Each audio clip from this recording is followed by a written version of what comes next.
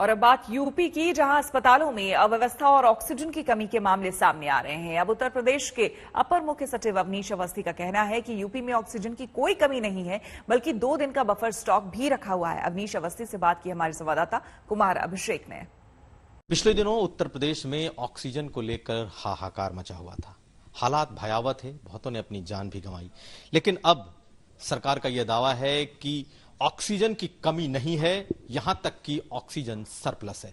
हम इस वक्त योगी आदित्यनाथ सरकार के उस कंट्रोल रूम में हैं जहां से इस पूरे ऑक्सीजन का कह सकते हैं संचालन होता है, आता है। और हमारे साथ टीम के साथ साथ मौजूद हैं अपर मुख्य सचिव गृह अवनीश अवस्थी। सर, स्वागत है आज तक में। मैं आपके इस कंट्रोल रूम को देख रहा हूं। ये कंट्रोल रूम क्या खास है? क्योंकि अभी तक लोगों ने जो देखा है वो ये कि उत्तर प्रदेश में ऑक्सीजन के लिए हाहाकार था, लोगों की मौतें हुई, अस्पतालों को नहीं मिले। आज जबकि केसेस भी कम हो रहे हैं, क्या स्थिति?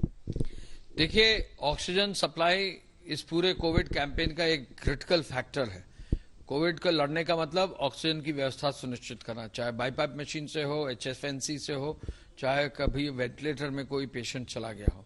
ऑक्सीजन यदि मिलती है तो कोविड की लड़ाई में वही एक मेजर कंपोनेंट है जिससे कि कोविड को हम लड़ते हैं। जब माननीय मुख्यमंत्री जी ने आदेश किया कि हम कोविड के कैंपेन में ऑक्सीजन की व्यवस्था को सुनिश्चित करें, उन्होंने कहा एक कंट्रोल रूम बनाइए और उन्होंने गृह विभाग में इस कंट्रोल रूम को बनाने का आदेश दिया।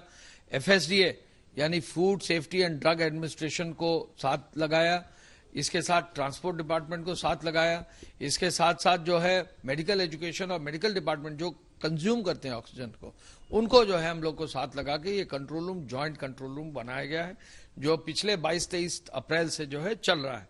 सबसे पहले देख रहे हैं कि यहाँ पे कई मॉनिटर लगे हुए हैं, कितने लोग, सब लोग काम कर रहे हैं। एक्चुअल में क्या स्थिति है, जरा मुझे समझाएं। देखिए, सबसे पहले अगर ऑक्सीजन आपको देना है तो सबसे पहले जरूरत होती है टैंकर्स की।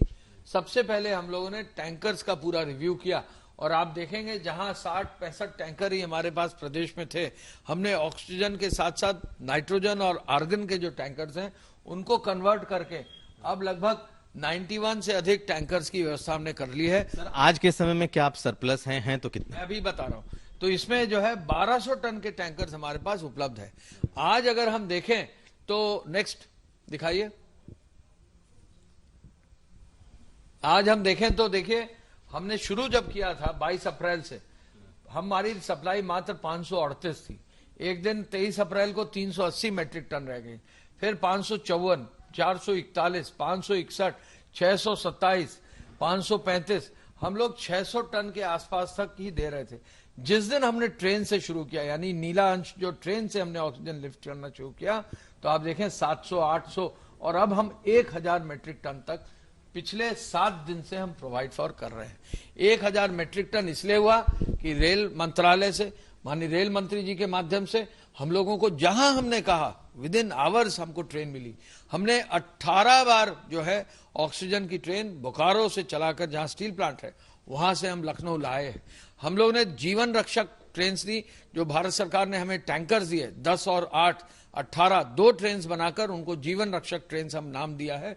उनके माध्यम से भी जो हम जमशेदपुर से ऑक्सीजन लेकर आ रहे हैं। तो एक और जहां हमने टैंकर से सप्लाई किया, ग्रीन जो पोर्शन देख रहे हैं, हम लोग ने जो ट्रेन से सप्लाई किया, इसके बाद हमने मेडिकल कॉलेजेस को सीधे दिया। कहा जाए कि उत्तर प्रदेश में आज के समय में ऑक्सीजन की कोई कमी नहीं है, ऑक्सीजन से कोई डेथ नहीं हो रही। सारे अस्पताल सभी, चाहे प्राइवेट हो चाहे सरकारी, सब तारीख में किसी भी ऑक्सीजन के लिए किसी भी अस्पताल के पास कमी नहीं है। ये जरूर है कि जो हम ऑक्सीजन अभी रिजर्व दिए हैं, इसको अब हम धीरे धीरे करके बिल्डअप करेंगे, जिससे कम से कम 2 दिन का या 3 दिन का जो एक 10 दिन बेसिक नॉर्म है ऑक्सीजन का, कि 2 दिन का 48 आवर्स का या 72 आवर्स का बैकअप होना चाहिए, वो बैकअप धीरे धीरे हम बिल्डअप करने जा